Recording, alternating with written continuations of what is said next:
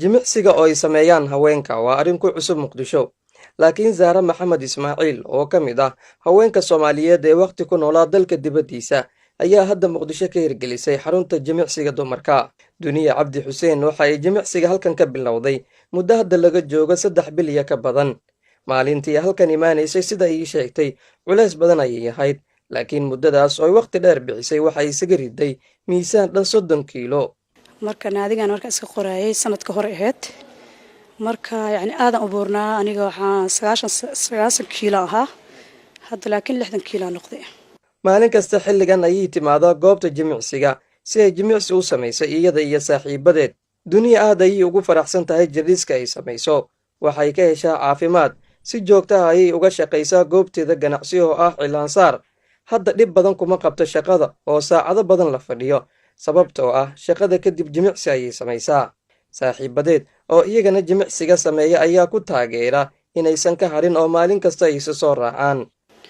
marka riyaadiyadkan aadan uga helaa farxadna waa ka dareemay iyo jir qurux badan iyo caafimaad inaan caafimaad u soo galay maadaama ay tahay shaqadeeda beauty hair ay taagnaantii waxaas aad ugu badan yihiin shaqadeeda saas darteeda naadiga iskaga qor. Zahra Maxamed aasaasaha xaruntan ayaa ii sheegtay in dumarka aysan sida ragga biraha qaadin, laakiin ay sameeyaan dhaqdhaqaaq jirka ah oo ay jirka kaga shaqaysiiyaan iyo dabaasha oo ka saaciday inay fududaadaan.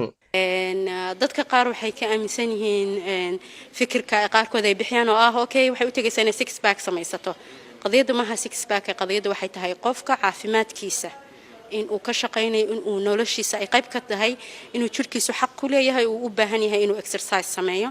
sababta keenaysana waxay modern life-keena haddeerta waxay u badan tahay qofku inuu gaari saaran yahay inuuna soconin shaqadii ay tahay shaqo fadhi lagu qabanayo. hadday cunto karinayso fadhi bay ku karinaysaa, hadday wax dhaqayso fadhi bay ku dhaqaysaa, hadday wax gadayso fadhi bay ku gadaysaa, so qofkii ma dhaqdhaqaaqayo. Caafimaad ahaan dumarka ma waxaa jira dhib uga imaan kara jimicsiga ay sameynayaan? Dr. Cumar Axmed Qaadi oo daweeya cudurrada guud oo kuwa haweenka ay ka mid yihiin ayaan weydiiyey su'aashan. marka dumarkii haddii ay sameeyaan exercise faa'iidooyin badan ku jiro ugu horeyso badanaa bini'aadanka iyo hadda inta arkay markay aadayaan waxay ka fikiraan miisaankaas cadiintaas oo ka baaba'ayso iyadana caafimaadka ka mid ah. waxaa aad saameyn weyn ugu leedahay maskaxiyan, maskaxdooda qaabkay u shaqeynayso. qofkii exercise sameeyo maskaxdiisa u shaqeynayso wuu ka fiican yahay qofka kale 100% faa'iido maahan wax khasaare kama imaanayo haddii uu qofka marka hore wadnaha uusan ka jirnin.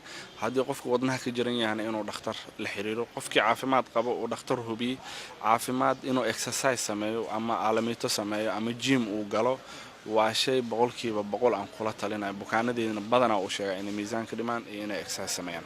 Diin ahaan shareecada Islaamka maxay ka qabtaa in dumarku ay sameeyaan jimicsiga? Sheekh Salaad Cantoob Xasan oo imaamka ah masjid ku yaala Muqdisho ayaa sharxaya. dumarka way sameyn karaan jirdhis kaliya ha loo maro nidaamkii sharciga ahaa, meel gaar ah oo dumarka gooni u ah in cawradoodu ay asturaan. xaqiiqatan markii laga hadlayo arrimahaasna waa arrimo qofka bini'aadamka wax u tarayo oo diinta islaamkana aysan xaaraantinimaynin. Cabdinaasir Maxamed, Telefishinka Universal, magaalada Muqdisho.